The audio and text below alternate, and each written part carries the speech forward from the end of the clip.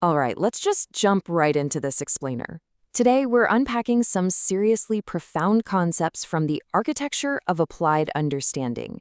We're looking at something that has the power to fundamentally shift how you actually learn. Because, let's be honest, if you're like most of us, you're probably swimming in an ocean of information every single day, right? But making that information stick, actually translating it into a real-world skill, yeah, that's incredibly hard. Well, today, we're going to fix that. We're breaking down the exact architecture of how our brains build true mastery step by step. So let me just ask you this directly. Think about the absolute best audiobook you listened to recently, or a seminar you went to, or just some brilliant piece of advice you heard. How much of it do you actually remember right now? And even more importantly, how much of it actually changed your day-to-day behavior? Why is it that we get stuck in this endless loop? Consuming all this brilliant advice, but rarely, if ever, seeing real-world results. We get this illusion of progress because reading or listening makes us feel highly productive. But is it really? Which brings us to section 1, the over-preparation trap. Okay, so this is where we almost always stumble first. We get completely caught in the universal trap of spending way too much time just getting ready. Think about your comfort zone, preparing, planning, endlessly consuming information. It feels safe, doesn't it? It feels like you're doing the actual work. But then contrast that with what actually drives real progress: acting, experimenting, and actually learning from reality. We all have this overwhelming urge to over-prepare. We literally want every single answer before taking one messy, imperfect step. But our source material is super clear here. We absolutely have to shift our habits away from that passive consumption and lean heavily into reality-based experimentation. And that tees up the core anchor of this entire text. Quote, "What I hear, I may forget. What I see, I tend to remember. What I do, I truly understand." Just let that sink in for a second. It's beautifully symmetrical, right? This one thought perfectly sets up the evolutionary ladder of learning. It explains exactly why you can read 10 whole books on a topic and still feel like an absolute beginner until you finally get your hands dirty. Moving on to section 2, the limits of passive learning. Let's actually dissect those bottom rungs of that learning ladder we just mentioned, just to see exactly where our brains usually get stuck in neutral. The progression goes like this. Step 1 is hearing. Step 2 is seeing. Step 3 is doing. And finally, step 4 is understanding. We're basically walking straight up from totally passive exposure at the bottom, all the way up to actual genuine comprehension at the top. The real tragedy here? Most of us just park ourselves comfortably at steps 1 and 2, and then we sit around wondering why we never quite make it to step 4. Let's look a bit closer at those first 2 steps. First, you have hearing. This is entirely passive exposure. Sure, your brain is receiving the info, but it's not really engaged. Because of that, it's incredibly easy to forget. It's like passively listening to a podcast on your commute and never actually applying the advice. Then you step up to seeing. Now this taps into visual memory, so it's definitely stronger than hearing.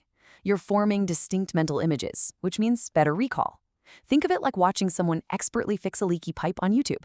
But here's the crucial takeaway. Whether you're hearing or seeing, you're still fundamentally existing in a passive state. You are not the one in the arena. All right, section 3, the power of doing. Now we're completely shifting the narrative. We're diving into why active engagement is the ultimate catalyst for learning. Think about the internal mechanics of solving a problem yourself instead of just watching from the sidelines. Look at what actually happens inside your brain and body when you enter the doing phase. First, you make mistakes. Then, you adjust in real time. And crucially, you build muscle memory, both mental and physical. When you're the one actually holding the wrench, or writing the code, or giving the presentation, your brain fires in a completely different way. You aren't just absorbing, you're reacting, adjusting, and literally rewiring your capabilities. Which leads us to section 4, when mistakes become teachers. To really make this work, we have to completely reframe how we view failure. Look, struggle and mistakes, they are not embarrassing setbacks. They're actually essential, unavoidable tools that give us immediate feedback. When we finally take the leap and do the thing, 3 incredible things happen super fast. First, experience replaces assumption. You literally stop guessing what might work in theory and start knowing what actually works in practice. Second, mistakes become teachers. Failure isn't a dead end anymore. It gives you immediate, undeniable feedback on exactly what needs to change. And third, your awareness skyrockets. Once you're in the thick of it, you start noticing all these subtle details and nuances that you completely missed when you were just safely observing from the outside. All of this boils down to a very grounding and honestly sometimes uncomfortable truth. Doing forces you to face reality, deal with consequences, and adapt on the fly.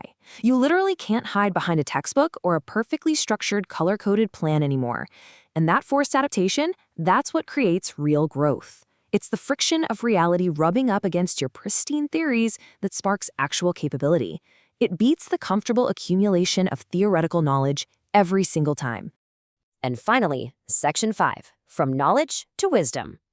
Let's walk through this final, profound stage together. This is the transformation from basic inputs all the way to lived, breathing mastery. Look closely at the progression from source to result. When you gather information, you only get knowledge. But when you add practice, that knowledge levels up into understanding. And the ultimate prize? Lived experience. That is the only source that results in true wisdom. Information merely breeds knowledge, but lived experience? That is the fiery forge that creates real wisdom. And there are simply no shortcuts here. You cannot skip these steps. Which brings us to this incredibly powerful framing statement.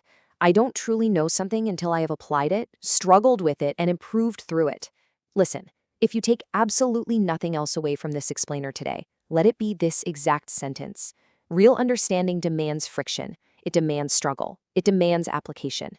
Anything less is just trivia you've temporarily memorized for a test that life is never actually going to give you. So the absolute crucial point here is that doing doesn't just add to a pile of things you know. Doing actively transforms knowledge into understanding and ultimately wisdom. Action is literally the only bridge that exists between simply knowing a fact and actually possessing the wisdom to use it effectively in the chaotic, totally unpredictable real world. And that leaves us with one final critical question for you to answer.